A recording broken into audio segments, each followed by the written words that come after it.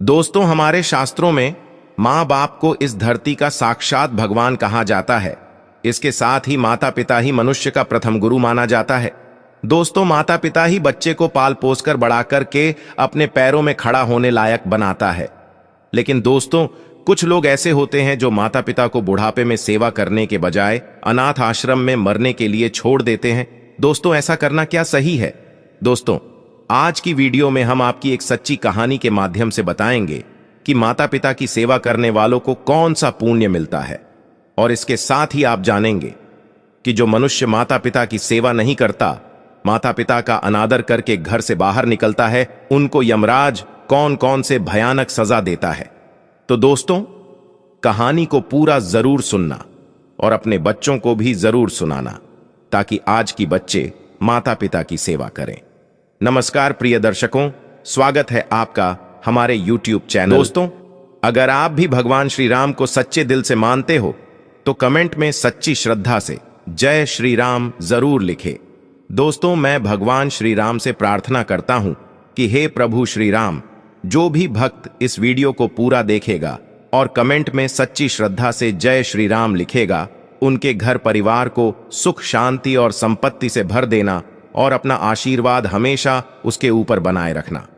चलिए दोस्तों, कहानी को आरंभ करते हैं।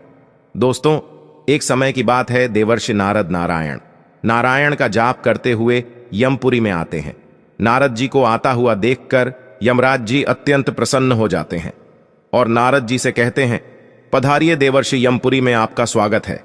आज किस प्रयोजन से यमपुरी में आपका आगमन हुआ है? अवश्य ही कोई महत्वपूर्ण समाचार लेकर आए होंगे। आप तब देवर्ष कहते हैं, हे सूर्य तनय धर्मराज, आपको भी मेरा प्रणाम है। आज मैं कोई समाचार लेकर नहीं आया हूं, किंतु आपके पास मेरी एक शंका लेकर आया हूं। कृपया आप मेरी इस शंका का समाधान कीजिए। यमराज कहते हैं, हे देवर्षि, आपके मन में जो भी शंका हो निसंकोच होकर पूछ लीजिए। मैं अवश्य ही आपकी शंका का समाधान करने का प्रयास करूंगा।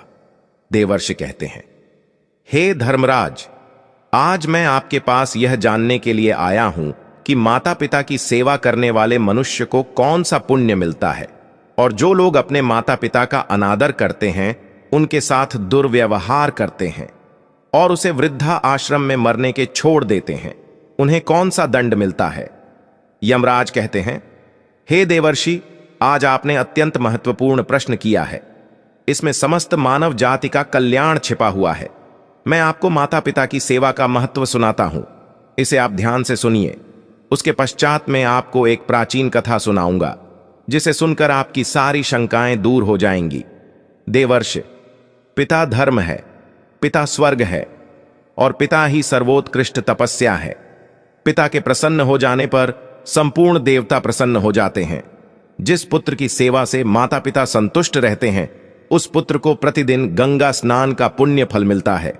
हे देवर्षि, माता सर्व तीर्थों के समान है और पिता संपूर्ण देवताओं का स्वरूप है। दोस्तों, देवर्षि कहते हैं कि हे धर्मराज, मैं इस कथा को पूरा अवश्य सुनूंगा। कृपया आप मुझे वह कथा अवश्य सुनाइए। दोस्तों, आगे बढ़ने से पहले अगर आप भी अपने माता पिता से प्रेम करते हैं तो वीडियो को लाइक जरूर करें और कमेंट में जय श्री राम अवश्य लिखें। अब यमराज नारद जी को वह महान कथा सुनाते हुए कहते हैं कि हे देवर्षि नारद जी, पूर्व काल की बात है। मध्य देश में एक अत्यंत शोभायमान नगरी थी। उस नगरी में नरोत्तम नाम से प्रसिद्ध एक ब्राह्मण रहता था। वह अपने माता पिता का अनादर करके उन्हें अकेला छोड़कर तीर्थ स्थान के लिए निकल पड़ता है। उस ब्राह्मण में चमत्कारिक ज्ञान और अद्भुत शक्ति थी। जब भी वह तीर्थों में स्नान करके बाहर निकलता तो उसके वस्त्र आकाश में ही सूखते थे और इस अद्भुत शक्ति पर उसके मन में बड़ा अहंकार हो गया था। वह समझने लगा था कि मेरे समान पुण्यात्मा और महायशस्वी दूसरा कोई नहीं है। फिर एक दिन वह स्नान करके ऊपर की ओर देखते हुए चल रहा था। उसके वस्त्र भी आकाश में सूख रहे थे। इतने में ही एक बगुले ने उसके मुंह पर बैठकर विष्ठा कर दिया। इस बात से उस ब्राह्मण को बड़ा क्रोध आ गया और उसने उस बंगले को भस्म होने का श्राप दे दिया। श्राप के प्रभाव से वह बगुला मरकर जमीन पर आकर गिर पड़ा। उस बगले की मृत्यु होते ही उस उत्तम के भीतर महामहिम ने प्रवेश कर लिया। उस ब्राह्मण को अपनी शक्ति पर बड़ा घमंड हो गया और फिर उसी पाप के कारण ब्राह्मण के वस्त्र जो आकाश में उड़ रहे थे जमीन पर गिर पड़े और फिर अब उसके वस्त्र आकाश में नहीं ठहरते थे। अपनी शक्ति को खोकर उस ब्राह्मण को बड़ा दुख हुआ और वह शोक करने लगा। तब अचानक से आकाश से एक आकाशवाणी सुनाई दी, हे ब्राह्मण, अब तुम द्वारा में धर्मात्मा मुख चांडाल के पास जाओ। वहां पर जाने से तुम्हें धर्म का ज्ञान होगा। उस चांडाल के वचन तुम्हारे लिए कल्याणकारी होंगे। यह आकाशवाणी सुनते ही वह ब्राह्मण मुख चांडाल की घर की तरफ जाने लगा। जब वह उस मूक चांडाल के घर पर पहुंचा तो उसने देखा कि वह चांडाल सब प्रकार से अपने माता पिता की सेवा में लगा है। ठंड के दिनों में वह चांडाल अपने माता पिता के स्नान के लिए गर्म जल में स्नान कराकर उनके शरीर पर तेल लगाता था, उन्हें रोईदार गर्म कपड़े पहनाता था, प्रतिदिन उन्हें मिष्ठान भोजन परोसता था और सुगंधित माला पहनाकर उनका आदर सत्कार करता था। गर्मी के मौसम में वह प्रतिदिन माता पिता को पंखा करता था। इस प्रकार से रोज माँ पिता की सेवा करके ही वह भोजन किया करता था। इन्हीं पुण्य कर्मों के कारण उस चांडाल का घर आकाश में तरंग करता था। उस घर को किसी खंभे का आधार भी नहीं था, मानो वह घर आकाश में उड़ रहा हो। साक्षात भगवान विष्णु ब्राह्मण का वेश धारण करके उस चांडाल के घर में विचरण कर रहे थे, जिससे उस चांडाल के घर की शोभा बढ़ रही थी। यह सब विचित्र प्रकार देखकर उस नरोत्तम ब्राह्मण को बड़ा विस्मय हुआ। उसने उस मुख चांडाल से कहा, हे चांडाल, तुम मेरे पास आओ। मैं तुम्हें कुछ धर्म की बात पूछना चाहता हूं, जिसका तुम ठीक ठीक से उत्तर दो। फिर वह मुख चांडाल बोला, हे विप्रवर, इस समय मैं अपने माता पिता की सेवा कर रहा हूं। उन्हें छोड़कर मैं आपके पास नहीं आ सकता। मेरे लिए मेरे माता पिता से बढ़कर कोई और नहीं है। माता पिता ही मेरे भगवान हैं। यदि मैं उनकी सेवा करना छोड़कर चला जाऊं तो मुझे महापाप लगेगा। इसीलिए मेरे माता पिता की सेवा करने के बाद ही मैं आपसे मिल सकता हूं। इसीलिए आप थोड़ी देर तक द्वार पर ठहरिए, मैं आपका अतिथि सत्कार करूंगा। उस मूर्ख चांडाल के इतना कहते ही नरोत्तम ब्राह्मण आग बबूला हो गया और बोला, हे चांडाल, मुझे ब्राह्मण की सेवा करना छोड़कर दूसरा कौन सा कार्य बड़ा हो सकता है। फिर वह मुख चांडाल बोला, हे ब्राह्मण, देवता क्यों गुस्सा कर रहे हो? मैं वह बगुला नहीं हूं जिसे आपने श्राप देकर भस्म कर डाला। बगुले पर आपका श्राप प्रभाव डाल सकता है, किंतु मुझ पर नहीं। अब आपकी धोती न तो आकाश में सूखती है और न ठहर पाती है, इसीलिए आप आकाशवाणी सुनकर मेरे पास आए हैं। थोड़ी देर रुकिए, मैं आपके प्रश्न का उत्तर अवश्य दूंगा। अन्यथा आप उस पतिव्रता स्त्री के पास जाइए। उस पतिव्रता स्त्री का दर्शन करने पर ही आपका कार्य सिद्ध हो जाएगा। यमराज कहते हैं, उसके पश्चात जो भगवान विष्णु ब्राह्मण का रूप धारण करके चांडाल के घर में बैठे हुए थे, उन्होंने बाहर आकर उस नरोत्तम ब्राह्मण से कहा, हे विप्रवर, चलिए, मैं आपको उस पतिव्रता देवी के घर लेकर चलता हूं। फिर उस नरोत्तम ब्राह्मण ने कुछ देर तक विचार किया और उस ब्राह्मण के साथ चल पड़ा, जो साक्षात भगवान विष्णु ही थे। पतिव्रता के घर की तरफ जाते समय रास्ते में उस नरोत्तम ब्राह्मण ने उस ब्राह्मण रूपी भगवान से पूछा, हे विप्रवर, आप ब्राह्मण होते हुए भी इस चांडाल के घर में किस लिए निवास करते हैं?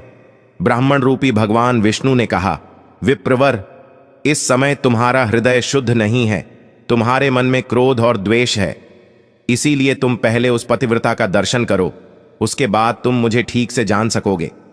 नरोत्तम ब्राह्मण ने पूछा, हे महात्मा, वह पतिव्रता कौन है? उसका शास्त्र ज्ञान कितना बड़ा है और किस कारण से मैं उसके पास जा रहा हूं, कृपया मुझे बतलाइए। ब्राह्मण रूपी भगवान बोले, हे नरोत्तम, नदियों में गंगा जी श्रेष्ठ हैं और स्त्रियों में पतिव्रता स्त्री ही श्रेष्ठ है। जो पतिव्रता नारी प्रतिदिन अपने पति की सेवा करती है, उसकी आज्ञा का पालन करती है। वह अपने पिता के कुल और पति के कुल दोनों कुलों के 100 पीढ़ियों का उद्धार कर देती है। फिर नरोत्तम ब्राह्मण ने पूछा, हे द्विज श्रेष्ठ, कौन सी स्त्री पतिव्रता होती है? पतिव्रता का क्या लक्षण है? कृपया आप मुझे ठीक से समझाइए।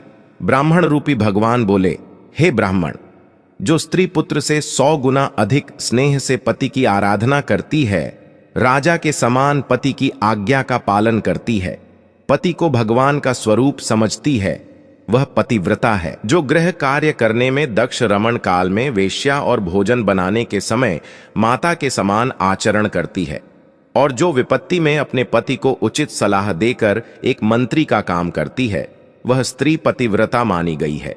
स्त्री मन, वाणी और शरीर से पति की आज्ञा का पालन करती है, उसी को पतिव्रता समझना चाहिए। जो स्त्री अपने पति के अलावा अन्य पुरुषों को भाई, पिता और पुत्र के समान मानती है वही सच्ची पतिव्रता होती है। हे ब्राह्मण, तुम अब उस पतिव्रता के पास जाओ और उसे अपना मनोरथ सुनाओ। उस पतिव्रता नारी का नाम शुभा है, वह रूपवती युवती है और उसके हृदय में दया और करुणा है, बड़ी यशस्विनी है। उसके पास जाकर तुम अपने हित की बात पूछो। इतना कहकर ब्राह्मण रूपी भगवान विष्णु उस स्थान से अंतर्ध्यान हो गए। यह देखकर उस ब्राह्मण को बड़ा आश्चर्य हुआ। फिर उस नरोत्तम ब्राह्मण ने उस पतिव्रता के घर जाकर उसे उसके बारे में पूछा। द्वार पर आए उस ब्राह्मण अतिथि को देखकर वह पतिव्रता तुरंत ही घर से निकली और द्वार पर खड़े उस ब्राह्मण के सामने आकर खड़ी हो गई। जब नरोत्तम ब्राह्मण ने उस पतिव्रता को देखा तो उसने प्रसन्नता पूर्वक कहा, हे देवी, तुमने जिस प्रकार से जीवन में अनुभव लिया और सीखा है उसी के अनुसार सोचकर मुझे कोई धर्म की बात बताओ। फिर वह पतिव्रता बोली, हे ब्राह्मण देवता, इस समय पर मुझे मेरे पतिदेव की पूजा करनी है। अभी मेरे पास समय नहीं है, इसीलिए आपका कार्य मैं बाद में करूंगी। इस समय आप मेरा आतिथ्य स्वीकार कीजिए।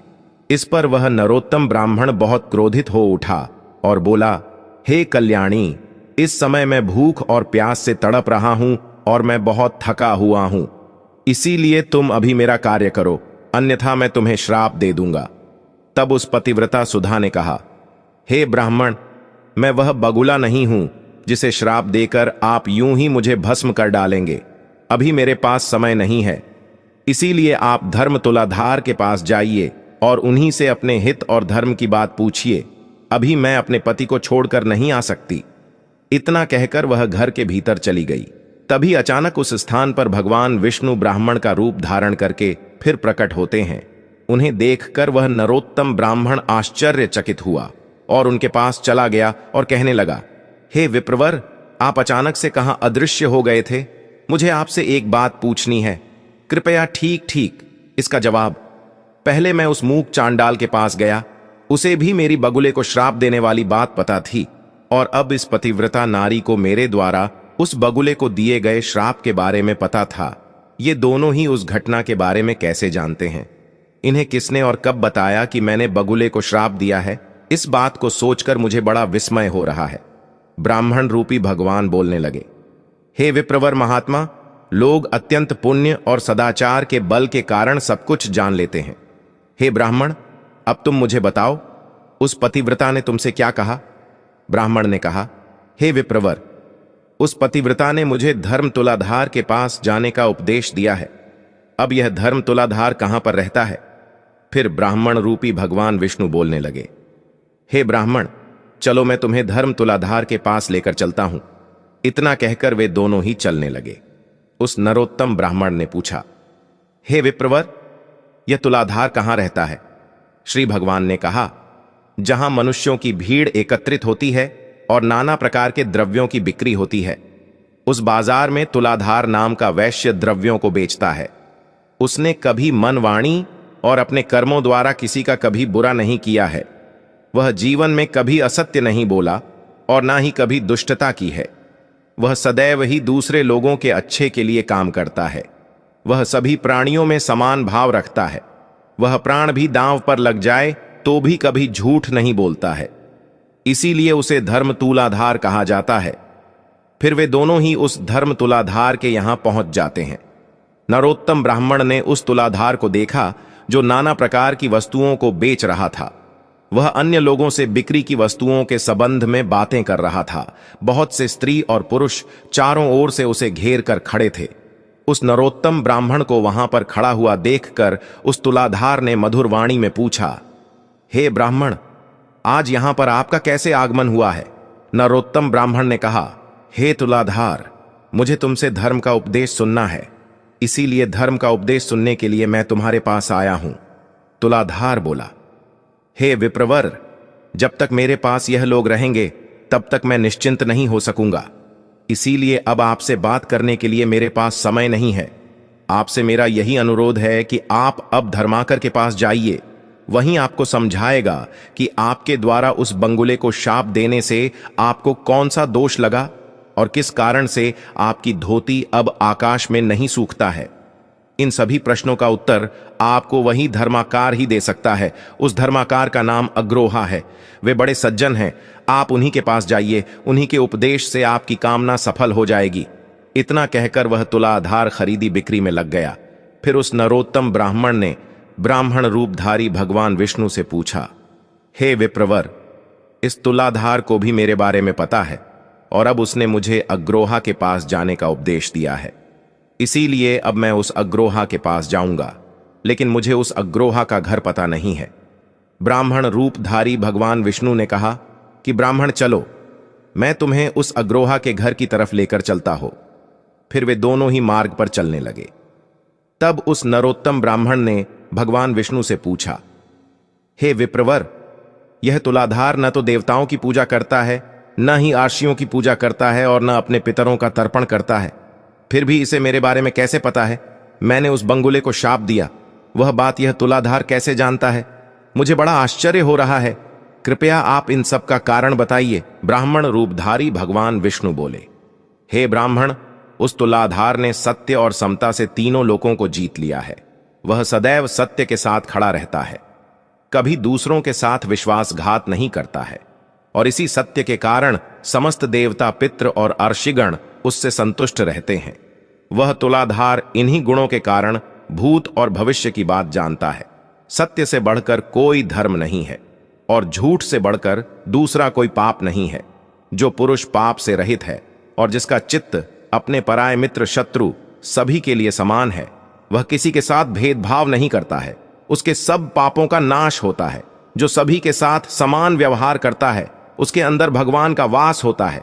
जो इस प्रकार से सत्य के मार्ग पर चलकर सभी के साथ समान व्यवहार करता है, अपना पराया नहीं करता है, वह अपनी अनेकों पीढ़ियों का उद्धार कर देता है। जिसके अंदर सत्य होता है और जिसका स्वभाव सरल होता है, जो कभी भेदभाव नहीं करता है, वह साक्षात धर्म का ही स्वरूप होता है। इसी कारण से वह तुलाधार तुम्हारे बारे में जानता है। फिर उस नरोत्तम ब्राह्मण ने कहा कि विप्रवर, आपकी कृपा से मुझे तुलाधार के सर्वज्ञ होने का कारण पता चल गया है। अब आप मुझे उस अग्रोहा के बारे में बताइए। वह कौन है और किस कारण से वह प्रसिद्ध है? ब्राह्मण रूपी भगवान विष्णु बोलने लगे, हे ब्राह्मण, अब मैं तुम्हें अग्रोहा का इतिहास सुनाता हूं। इसे ध्यान से सुनो। पूर्व काल की बात है। एक राजा की पुत्री थी जो बड़ी ही सुंदर और जवान थी। वह कामदेव की पत्नी रति और इंद्र की पत्नी शची के समान अत्यंत मनमोहक रूप वाली सुंदर थी। एक राजकुमार उस स्त्री से अपने प्राणों से भी अधिक प्रेम करते थे। राजकुमार ने उस राजा की पुत्री के साथ विवाह किया। उस स्त्री का नाम भी सुंदरी ही था। एक दिन राजकुमार को किसी महत्वपूर्ण कार्य के लिए अचानक ही बाहर देश जाना पड़ गया। उस राजकुमार ने मन ही मन सोचा, मैं अपने प्राणों से बढ़कर मेरी प्यारी पत्नी को किस स्थान पर रखें जिससे कोई इसका अपहरण न कर सके, जिससे इसके सतीत्व की रक्षा हो सके। इस विषय में उस राजकुमार ने बहुत देर तक विचार किया और उसने सोचा कि केवल धर्मात्मा अग्रोहा ही मेरी पत्नी के सतीत्व की रक्षा कर सकते हैं। इसीलिए वह राजकुमार अपनी रूपवान पत्नी को लेकर उस अग्रोहा के घर पर गए और उन्होंने अग्रोहा के सामने उसकी पत्नी की रक्षा करने का प्रस्ताव रखा। राजकुमार की बात सुनकर अग्रोहा को बड़ा आश्चर्य हुआ। वह बोलने लगा ही, राजकुमार, न तो मैं आपका पिता हूं, न भाई हूं, न बांधव हूं, और न आपकी पत्नी के माता पिता के कुल का हो। फिर आप अपनी पत्नी को मेरे घर पर क्यों रखना चाहते हैं? अपनी पत्नी को मेरे घर पर रखकर आप किस प्रकार से निश्चिंत हो सकेंगे? फिर राजकुमार बोलने लगा, हे महात्मन, मैं जानता हूं कि आपके समान धर्मात्मा और जितेंद्रिय पुरुष इस संसार में दूसरा कोई नहीं है। यह सुनकर अग्रोहा ने उस राजकुमार से कहा, हे राजकुमार, कृपया मुझे दोष मत देना। इस पृथ्वी लोक पर इस अप्सरा के समान आपकी पत्नी की रक्षा करने में कोई भी पुरुष कैसे समर्थ हो सकता है? हर कोई इसका उपभोग करना चाहेगा। फिर राजकुमार ने कहा, हे महात्मा, मैं बहुत सोच विचार करके ही आपके पास आया हूं।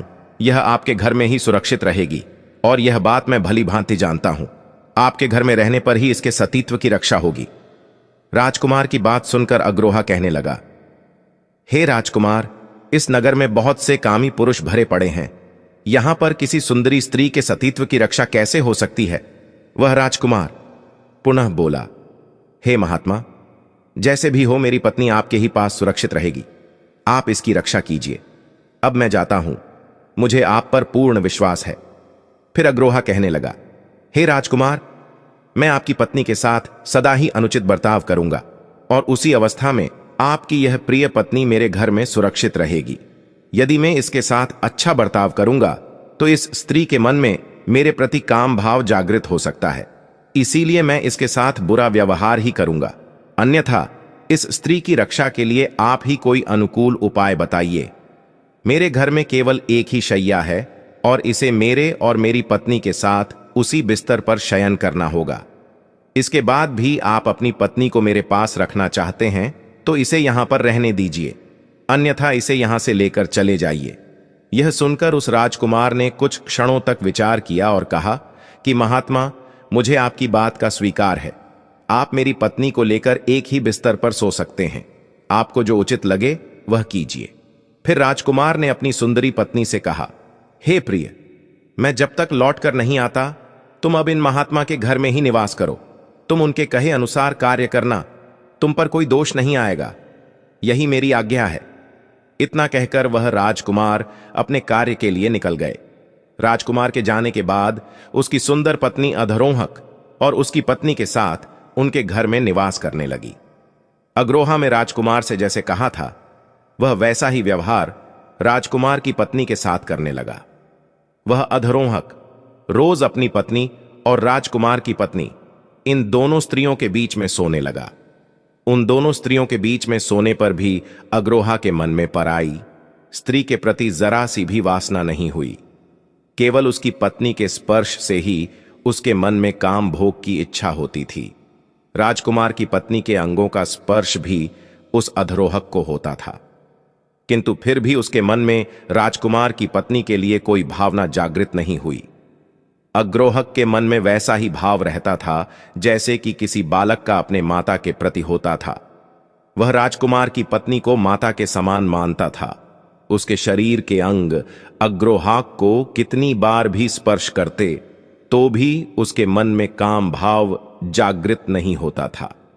इस प्रकार से रोज वह उन दो स्त्रियों के साथ एक ही बिस्तर पर सोने लगा, लेकिन कभी भी उसने राजकुमार की पत्नी को स्पर्श नहीं किया। इस प्रकार से 6 महीने बीत गए। 6 महीने के बाद जब राजकुमार फिर से लौटकर आ गए तो उन्होंने नगर में रहने वाले लोगों को अधरोहक और अपनी पत्नी के बर्ताव के बारे में पूछा। फिर लोगों ने भी अपने अपने रुचि के अनुसार उत्तर दिया। कोई राजकुमार को उनके निर्णय के लिए उनकी सराहना करते थे कि उन्होंने अपनी पत्नी को अग्रोहक के पास छोड़कर उचित काम किया है। वहीं कुछ नौजवान लोग आश्चर्य में पड़ जाते थे और कहते थे, ही राजकुमार, आपने अपनी पत्नी को उस अग्रोहक को सौंप दिया, अब वह तो उसके साथ सोता है। स्त्री और पुरुष का संसर्ग होने पर दोनों का मन शांत कैसे रह सकता है? इधर अधरोहक ने अपने धर्म आचरण की शक्ति से लोगों की ऐसी कुत्सित चर्चा सुन ली। तब उसके मन में लोगों की ऐसी गलत निंदा से मुक्त होने की इच्छा प्रकट हुई। उन्होंने इस अपमान से मुक्त होने के लिए आत्मदाह करने का निश्चय किया। अधरोहक ने स्वयं लकड़ी एकत्रित करके बहुत बड़ी चिंता बनाई और उसमें आग लगा दी। वह चिता प्रज्वलित हो उठी। उसी समय राजकुमार अग्रोहक के घर पर आ पहुंचे। वहां पर उन्होंने अधरोहक और अपनी पत्नी को देखा। राजकुमार की पत्नी का मुख प्रसन्नता से खिला हुआ था और अधरोहक अत्यंत दुखी और शोक में डूबे हुए थे। अग्रोहक की मानसिक स्थिति को देखकर राजकुमार ने कहा, हे भाई, मैं आपका मित्र हूं और बहुत दिनों के बाद लौटा हूं। आप मुझे बात क्यों नहीं कर रहे हैं? अग्रोहक ने कहा, हे मित्र, मैंने आपके हित के लिए आपकी आज्ञा का पालन करते हुए आपकी पत्नी की रक्षा करने का अत्यंत कठिन काम किया है, किंतु बाहर जो लोग गलत बातें कह रहे हैं, मेरी निंदा कर रहे हैं। इस कारण से मेरा सारा परिश्रम व्यर्थ सा हो गया है। इसीलिए अब मैं अग्नि में प्रवेश करूंगा। संपूर्ण देवता और मनुष्य मेरे इस कार्य को देखें। यदि मैंने राजकुमार की पत्नी के साथ गलत काम किया है तो मेरा शरीर इस अग्नि में भस्म हो जाए। इतना कहकर वह अग्रोहा अग्नि में प्रवेश कर गया, किंतु वह अग्नि अग्रोहा के शरीर, वस्त्र और केस को जला नहीं सकी। आकाश में खड़े समस्त देवता प्रसन्न होकर उस अग्रोहा की निष्ठा की प्रशंसा करने लगे। सभी ने चारों ओर से फूलों की वर्षा की। जिन जिन लोगों ने राजकुमार की पत्नी और अग्रोहक के विषय में कलंकपूर्ण बातें कही थीं, उन सभी के मुंह पर नाना प्रकार के कोढ़ हो गए। फिर देवतागण उस स्थान पर प्रकट हुए और उन्होंने अग्रोहक को अग्नि से बाहर निकलने को कहा। और फिर राजकुमार ने अग्रोहक को बारंबार नमस्कार करते हुए कहा, हे मित्र, आप धन्य हैं। आपके विषय में मैंने जो कहा था वह सत्य है। आपके समान पुण्यात्मा इस संसार में दूसरा कोई नहीं। उस समय पर समस्त देवताओं और अर्षियों ने मिलकर अग्रोहक का नाम सज्जन अधरोहक रख दिया। देवताओं ने राजकुमार से कहा, ही राजपुत्र, अब तुम अपनी पत्नी का स्वीकार करो। इन अग्रोहक के समान कोई मनुष्य इस संसार में नहीं हुआ। इस पृथ्वी पर दूसरा ऐसा कोई पुरुष नहीं जिसे काम और लोभ ने परास्त ना किया हो। देवता, असुर, मनुष्य, राक्षस, पशु, पक्षी और कीट आदि संपूर्ण प्राणी काम के वशीभूत रहते हैं। यह काम ही संसार बंधन में डालने वाला है। इस सृष्टि में काम रहित मनुष्य मिलना कठिन है। इन अग्रोहा ने सभी को जीत लिया है, 14 भुवनों पर विजय प्राप्त की है। इनके हृदय में श्री विष्णु बड़ी प्रसन्नता के साथ विराजमान रहते हैं। इनका स्पर्श और दर्शन करने से मनुष्य सब पापों से मुक्त हो जाते हैं और निष्पाप होकर स्वर्ग को प्राप्त करते हैं। दोस्तों, इतना कहकर सभी देवता अपने अपने स्थान को लौट गए और वह राजकुमार और उसकी पत्नी भी अपने राजमहल को चले गए। तभी से उस अग्रोहक को दिव्य दृष्टि प्राप्त हो गई और वे देवताओं को भी देख सकते हैं तथा तीनों लोकों की बातें अनायास ही जान लेते हैं।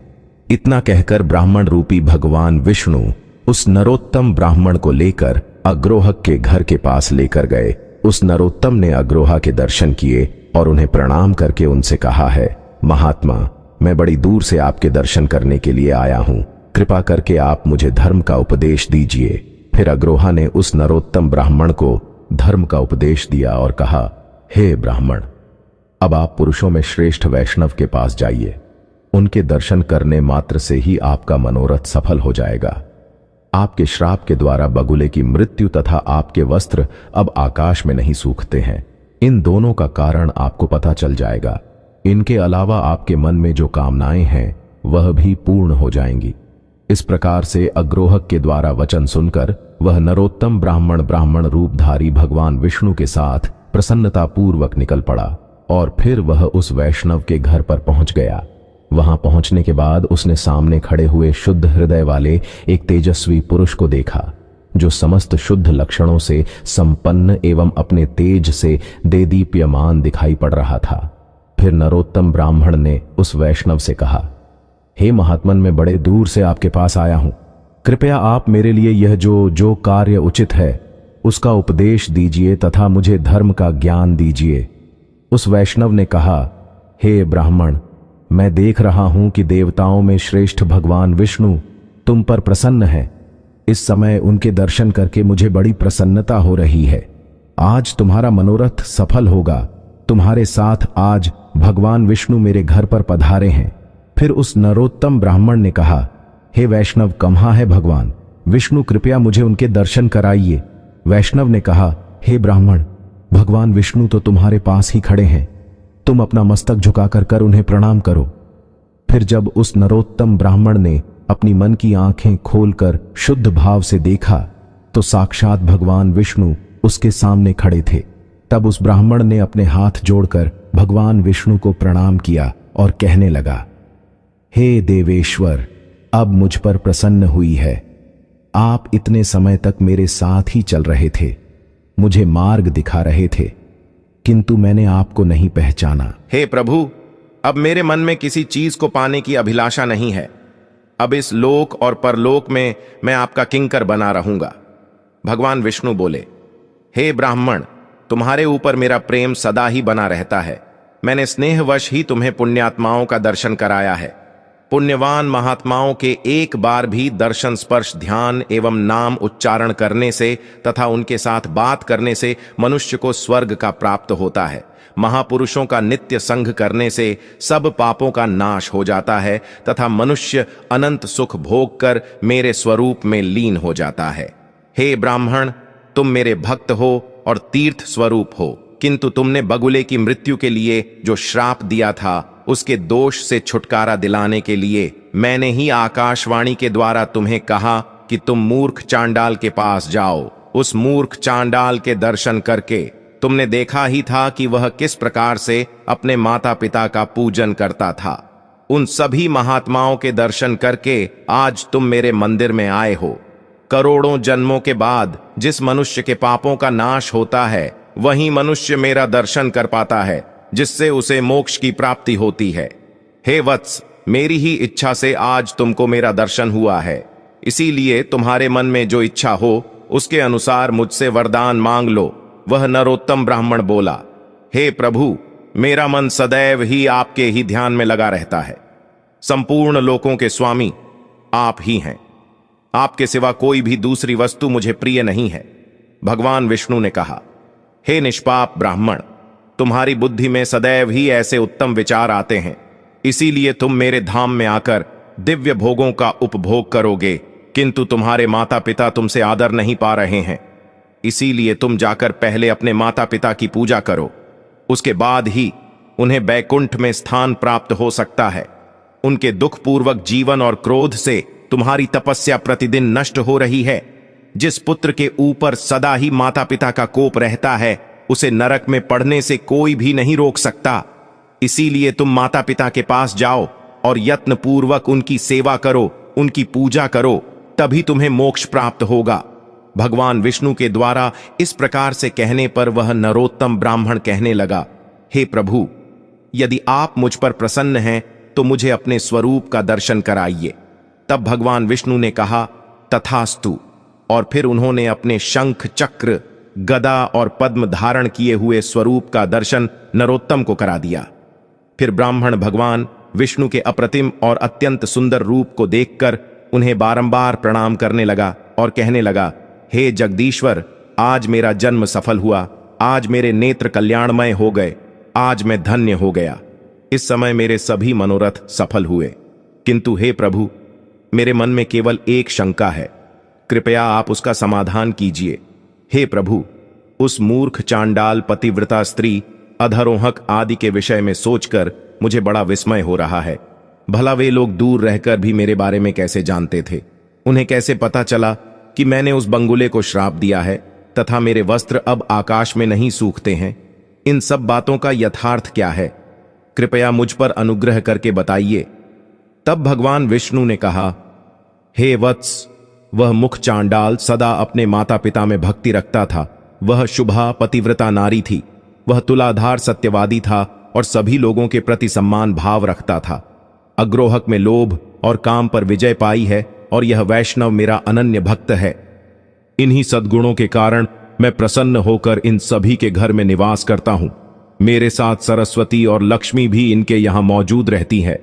वह मुख चांडाल सभी का कल्याण करने वाला है, इसीलिए देवता उसे ब्राह्मण मानते हैं। पुण्य कर्म द्वारा मुख चांडाल की समानता करने वाला संसार में दूसरा कोई नहीं है। वह सदा माता पिता की भक्ति में संलग्न रहता है। उसने अपने माता पिता की भक्ति करके तीनों लोकों को जीत लिया है। उसकी माता पिता के प्रति भक्ति देखकर मैं बहुत संतुष्ट रहता हूं, इसीलिए उसके घर के भीतर मैं ब्राह्मण का रूप धारण करके निवास करता हूं।